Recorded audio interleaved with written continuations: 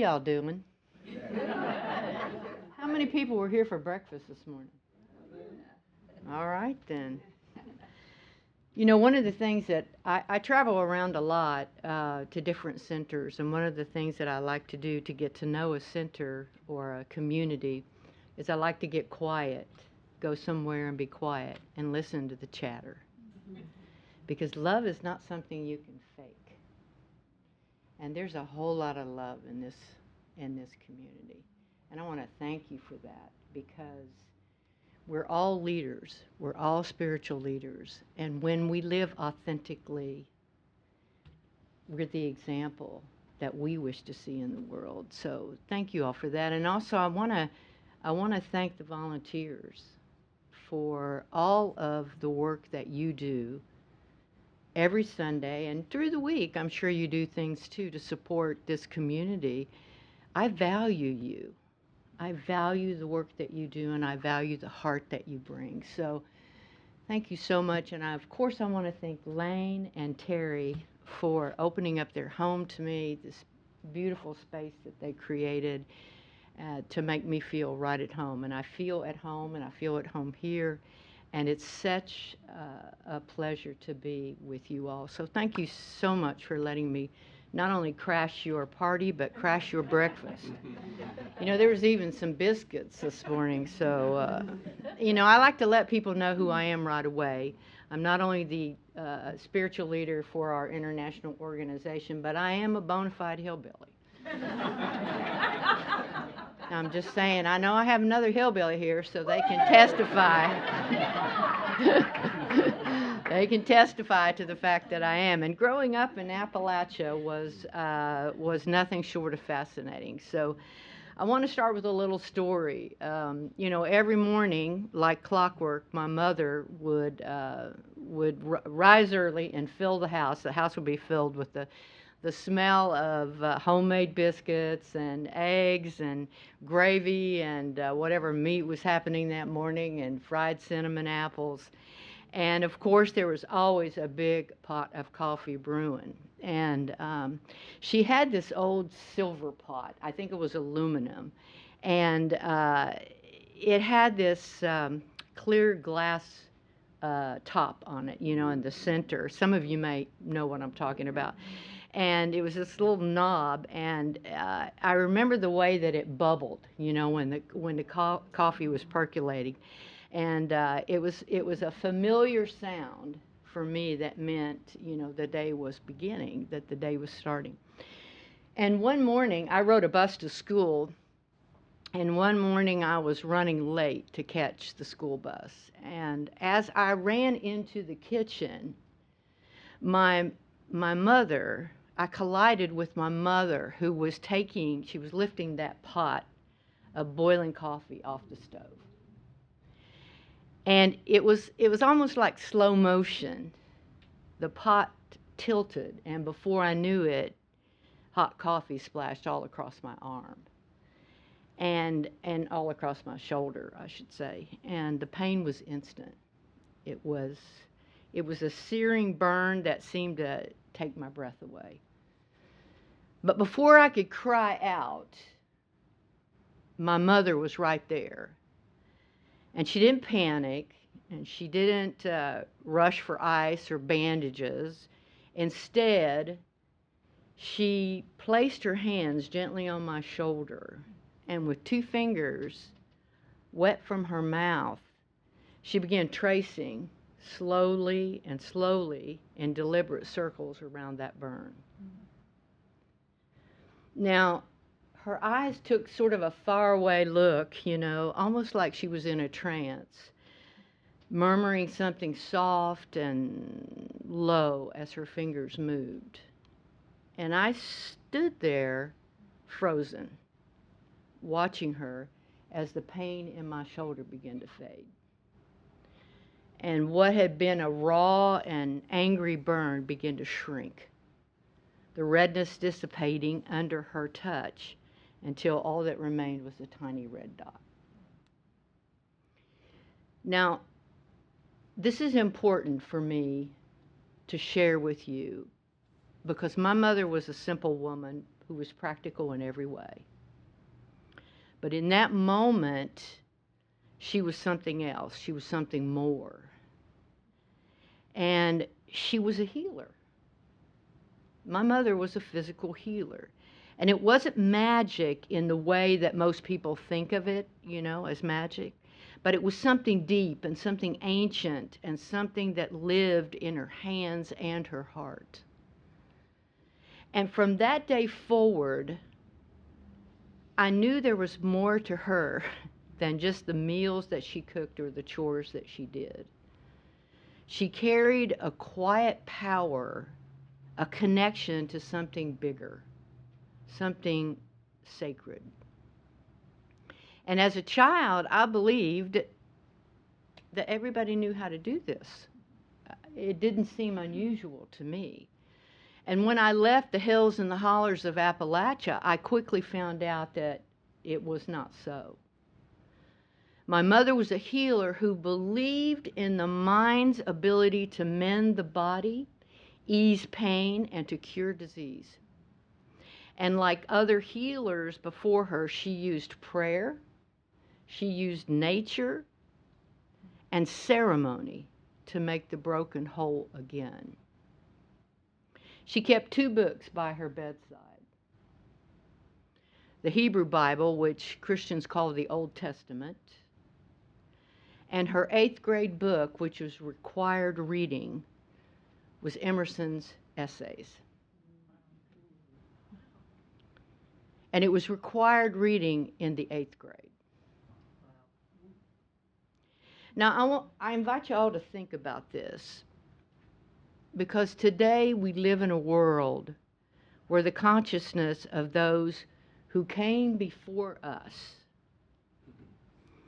has manifested in the extraordinary ability of modern science and medicine.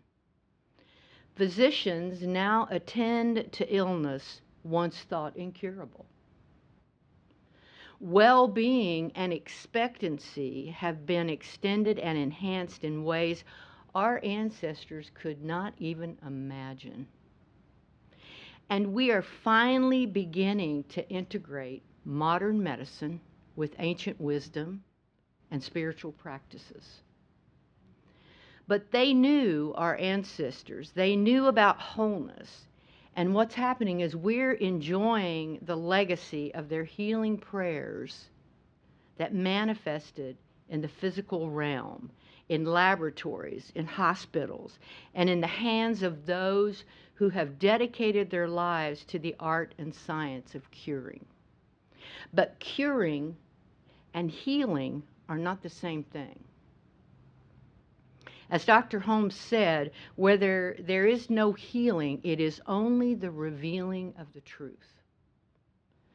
And standing on the shoulders of those who came before us, I can see that healing has expanded far beyond physical, and it continues to evolve. When I explore the next level of consciousness in healing, I can see that healing includes addressing the deeper wounds afflicting our society and our souls. I can see that healing includes a consciousness of justice and equity, as well as the healing of the legacy of injustice and inequity. Our healer ancestors had a vision of wholeness, which they set into motion through their consciousness of prayer and intention, and they followed it up with action. Who knows if they could foresee the emergence of medical science and technology dedicated to health and now to the healing of the deep scars of discrimination and oppression. That is the way of vision. We don't know the form of our demonstration that will come. We know only that we embrace the vision of wholeness and let it guide us. As Dr. Holmes said, whether it be a pill or a prayer, I believe that the intention of our healer ancestors Their yearning for a world made whole planted the seeds of wholeness for our collective experiences. I honor the consciousness, and I want to continue to plant seeds and carry forward an even further expanded vision of healing. These seeds have germinated and grown into the wholeness we now experience in our collective journey, all of us. And I honor the consciousness of those who came before us, their vision, their commitment, and their belief in something greater than themselves. In their struggles and their triumphs, they nurtured the possibility, however small or large, the possibility of healing, and I feel called. That's why I'm here, to continue their work, planting seeds of wholeness for generations that will follow us. Our vision for Centers for Spiritual Living is a world that works for everyone. How? How? The specific methods will differ. Yet one thing remains the same: our conscious use of mind. The ability to embrace and embody the vision of wholeness before it fully manifests. We as practitioners of metaphysics know that it is in holding the vision of healing with unwavering faith that we accelerate its appearance in the material world. Am I making sense? Yes. Tell me if I'm not, because sometimes I don't.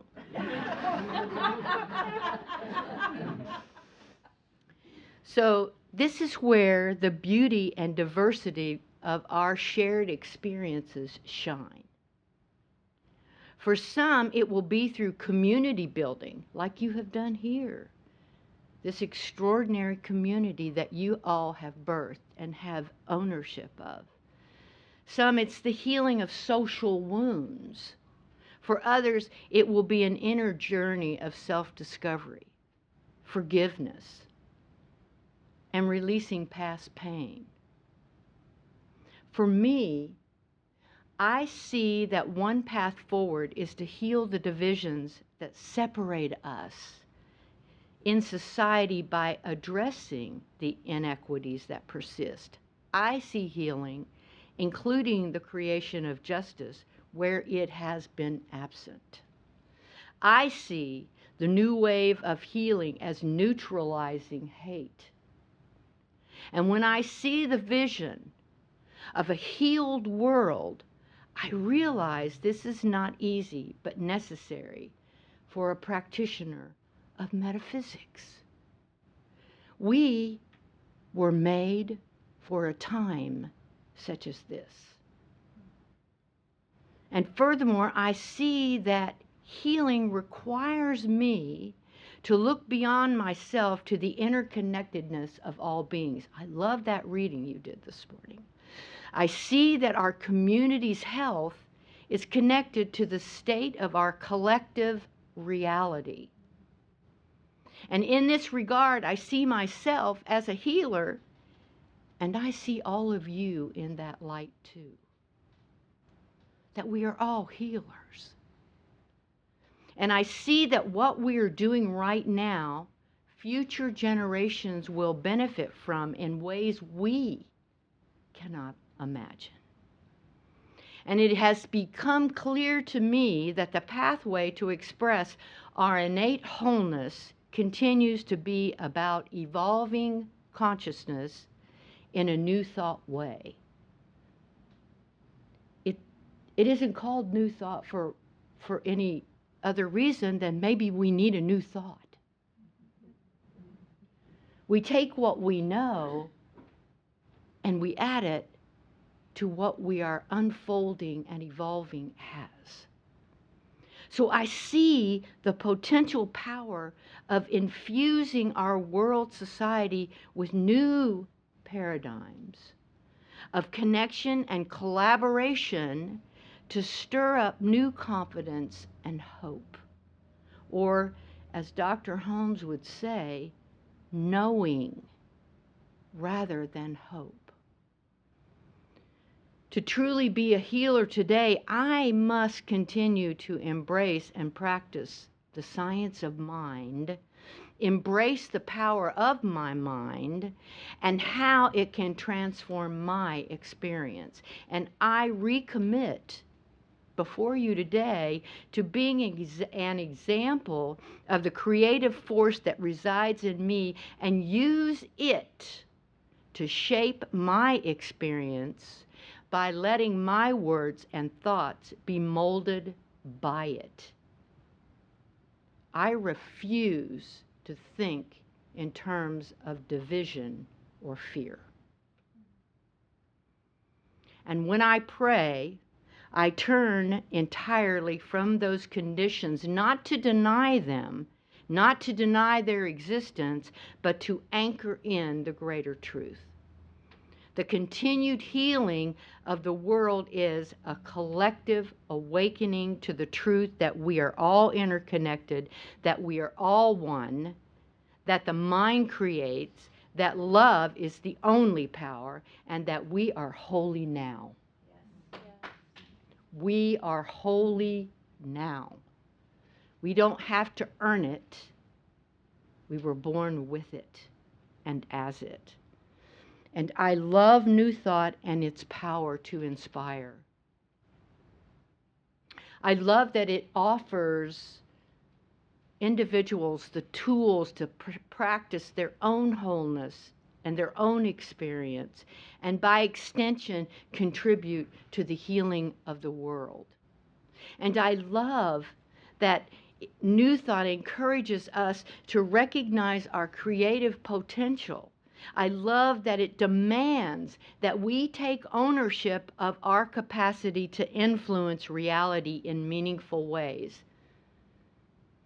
I love that we are finally taking ownership of the pain we have inflicted by shaming and blaming others for their consciousness and what they have created. I also see how important it is to acknowledge the varying levels of privilege and advantage that shape our society. By embracing the idea that my thoughts and my beliefs and my intentions can positively impact lives and the world around me, I also commit to using this awareness to support those who face greater obstacles than I do, and to learn how to do that mindfully and respectfully. And in doing so, I see myself opening to the profound possibilities of healing as inclusivity, as equity, and a deeper understanding of our shared humanity. I understand that this vision brewing in me and in the communities of New Thought must be responsible for the crumbling of old systems and structures. I understand it is uncomfortable to be in the unknown. And as a matter of fact, one year I set my intention to live in the mystery, and I will never do that again.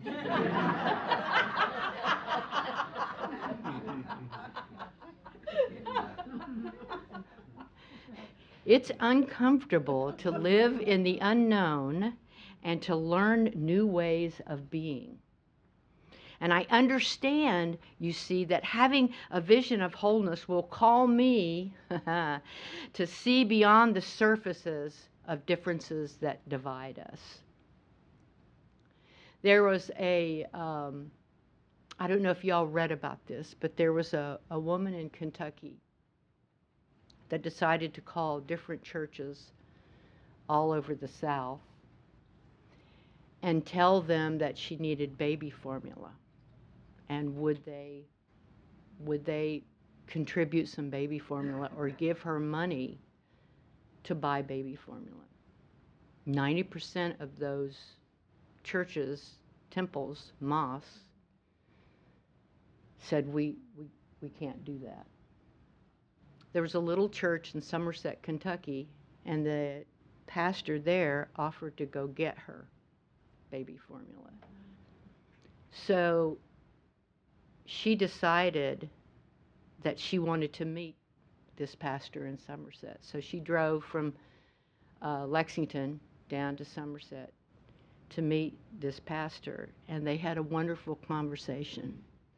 They were not politically aligned. And in the interview that they did, the newspaper did with the two of them, was the pastor said, "I really understand now what it's like to be a tattooed lesbian."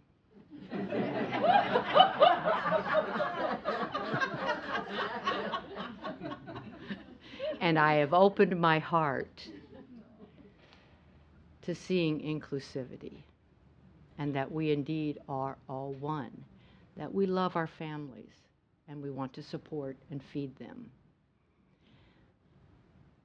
A tattooed lesbian and a pastor come together.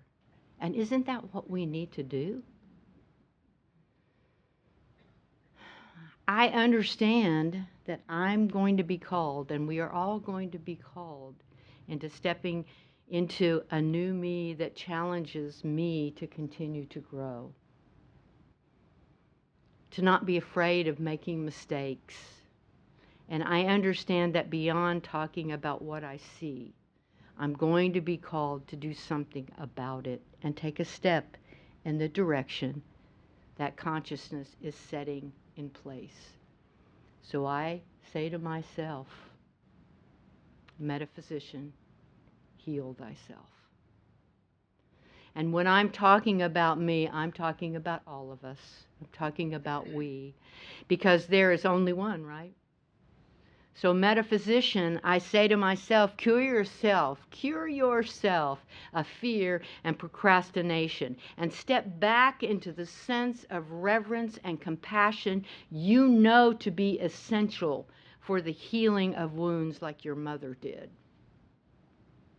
I say to myself, keep remembering the ancestor healers and their commitment to restoring wholeness in their consciousness so that it could be realized in form, that everybody has a place at the table.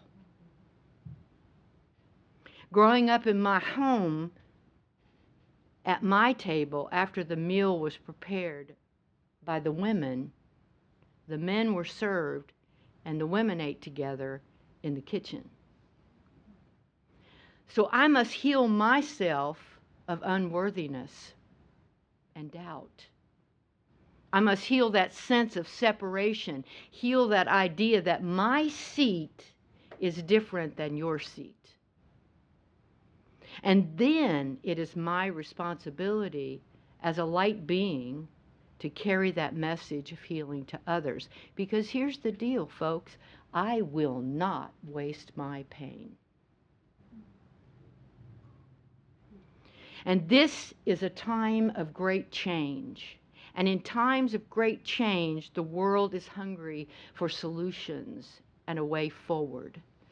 And New Thought, the philosophy of Science of Mind, offers a holistic vision of healing, encompassing the physical, mental, emotional, and spiritual dimensions of our being. It invites all of us to co-create a world where love and justice and peace are both aspirations and lived realities.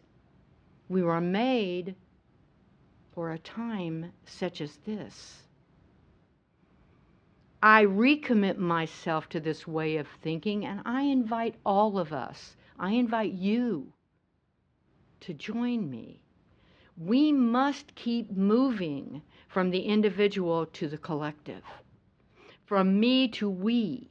It is this transformation where I recommit to being an agent of wholeness.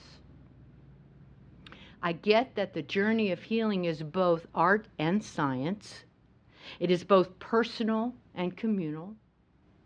It is transformative and revolutionary.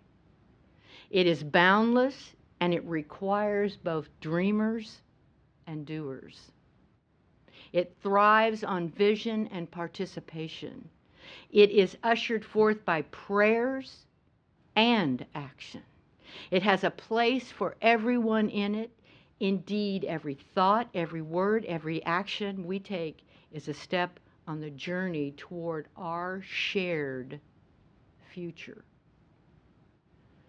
I invite you to join me today as I recommit myself to the ongoing work of healing in my life and the world. I want to join you in being the light that dispels the darkness. I want to grow in being the love that tends to wounds. I want to cultivate in me the peace that transcends divisions, all divisions. And I know that together we're stronger in that endeavor. So let us all walk, into a future where healing is not just a possibility, but a promise fulfilled. Where every moment becomes an opportunity to embody the truth of interconnectedness. Where we lift each other higher. We hold each other closer and recognize the divine in every face. Let us embark on a journey of boundless exploration into the next level of consciousness. Do not be afraid. I am with you always. A state where we move beyond the limits of what we once believed possible, where our awareness expands to embrace a deeper connection to the oneness of life. And in this consciousness, we will transcend fear and separation and limitation, stepping into the reality of love. And love is always the answer. Together, we can explore new realms of thought where every step forward illuminates a path to our highest self and collective awakening. And through our work, let us honor the legacy of our ancestors by planting new seeds, seeds of justice and healing and equity for future generations to flourish, dismantling all forms of injustice and inequity as we co-create together a world rooted in love. Let us dare to dream of a world that reflects our highest vision, and together bring that vision into living reality, because the light and the love and the peace that we all seek, it begins here, it begins now, and it begins with us, because we were made for a time such as this. Peace and blessings, friends.